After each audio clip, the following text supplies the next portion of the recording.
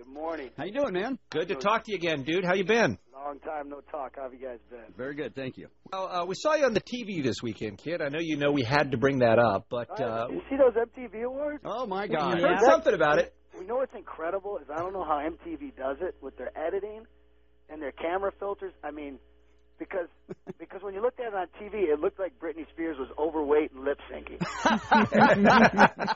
They did her an injustice, didn't they? Is that incredible? And then, like, Kanye West, didn't win an award. Right. And I already knew George Bush didn't like black people, but I didn't know that MTV didn't either. Right, he said give a black man a chance. That was funny. Exactly. Now, here's my question, kid. How is it possible with the 200 cameras that MTV seemed to have that no one got the fight between you and Tommy Lee? Incredible, because you know what's more incredible is the kids next to me, the Entourage kids, Kevin Conley and Adrian. Adrian Ganir, right? Yeah, Adrian Ganir. They were shooting a documentary. They had a video camera in their hand. No kidding. Unbelievable. So did they get it? No, because Kevin afterwards, he goes, I can't believe I didn't get that. That was the most incredible thing I've ever seen. Go do that again. Well, Tommy Lee wrote on his website that it was all you, of course, that he was just sitting there minding his own business, and then Pamela pretty much just attacked him and started making out with him, and then that made you mad, and then you hit him. That was his version of it. Well, he's doing what he does best, talk. What is it from your vantage point that happened? It's honestly, I've been instructed not to talk to my attorneys, but obviously I can't live by that. I can't live by that because it's just not right. Okay. And this is the one thing you got to remember here. There are kids involved. The things I do in my antics, my kid has to go to school and hear about it. Right. So I try to be careful with what I do and what I say. This was a situation that was unavoidable. This has been a lot of years of very disrespectful things. And I'll tell you the last contact I had with him was when me and Pam were going through our divorce, he picked up her email, her BlackBerry, and started emailing me a lot of horrendous things. Oh, you're kidding. I mean, just coming at me. And I said to him that day, I said, you're nothing but a phone call, and I will see you again. That's all I had to say. And it was extremely disrespectful. So it's been a long time coming. It wasn't just something that happened at the MTV Video Music Awards. No, and it had absolutely zero to do with Pam. I mean, she is... The best thing I did was file for that divorce. And you have to go through these things to realize that. I was in love with her. I went through it. I did what I had to do, and thank God I got out of it in hindsight. I mean, thank God I got out of it. And, but it was a combustible situation having you two so close together on Sunday night then. Somebody knew what they were doing. Well, then why weren't they filming it? When I walked into MTV, there was a press line that was very long. Yeah. Somebody walked me right to the front of the line and conveniently stuck me right behind Pamela. Oh, wow. Wow. I just looked at the guy and I go, come on, dude. Yeah, you know he's hoping for some fireworks at that point. Right, which I didn't care. I'm like, I adore kids, but I just really want nothing to do with that world. Right. Even before the first time we went through this whole marriage thing didn't work out, I stayed away. No contact, no nothing, which is what I've done now. I just don't want anything to do with it. Right. I knew it was a bad career move to begin with, to get involved with her and everything around her, because your life becomes this freaking circus, because that's what she wants, is this media attention. Right, sure. And, my first love's music.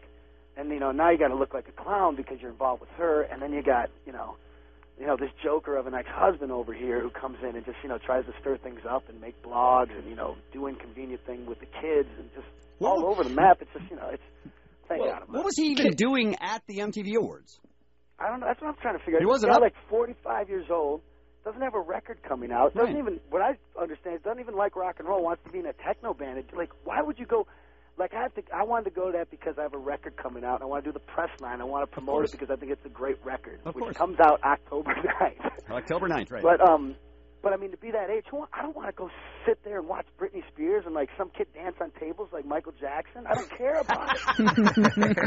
I mean, you haven't seen me at the MTV Awards since I've had my last record. It has been a long time. That's true. No, that's one thing about Kid Rock, by the way, and I understand what you're saying about getting into that fishbowl with that marriage to Pam, is that you are a guy who respects his privacy, and you have a personal life, and you turn it on and turn it off, and you're out there when you need to be out there, and you're at home when you can be.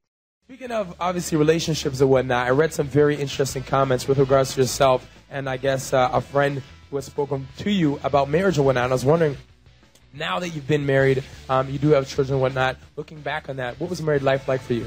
I always tell people very honestly, I say getting married was some of the most fun I ever had. I mean, loved getting married so much, had so much fun. Did it 4 or 5 times.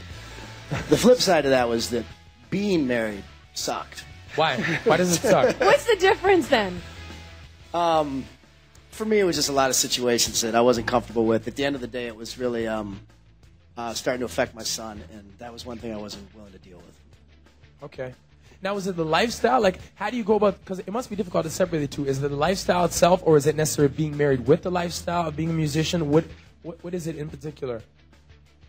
It's a lot of personal things, a lot of things that I think I've covered in other interviews, and I'm trying to just get behind it now, put it behind me. You know, the only reason I did speak up on it was because I'd been kind of thrown under the bus through the whole thing. And okay. There was only so long I was going to sit back and take it on the chin, as I say. So I just thought I'd come out and speak my side of the story, and then that'd be it. Because I was never one to speak on relationships, but when you're in a relationship with someone who plays a lot of games with the press and is very vocal, you know, I just felt like my back was against the wall, and, you know, I had to tell my side of the story. That's the one part of fame, right?